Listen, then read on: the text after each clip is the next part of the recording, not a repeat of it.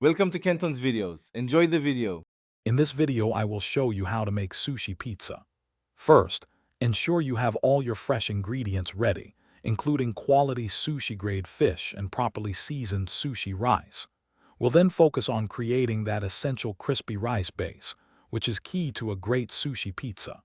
You can achieve this by pan-frying or using an air fryer for a perfect golden texture. Finally, we'll layer on delicious toppings for a truly satisfying meal. To perfect your sushi pizza base, start by cooking about 1.5 cups of sushi rice. Once cooked, season it well with rice vinegar, sugar, and salt for that authentic sushi flavor.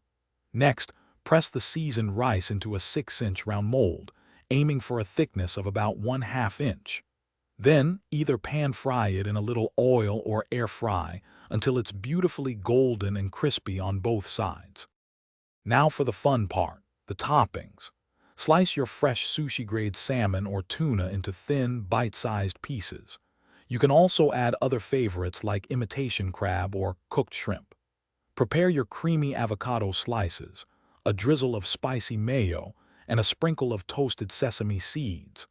Arrange these vibrant toppings artfully on your crispy rice base, creating a visually appealing and delicious sushi pizza. Your homemade sushi pizza is almost ready. Finish it off with a sprinkle of fresh scallions and a light drizzle of soy sauce or eel sauce if you like. Carefully slice your sushi pizza into 4 or 6 wedges, just like a traditional pizza, making it easy to share and enjoy. It's a fantastic dish for entertaining or a fun family meal.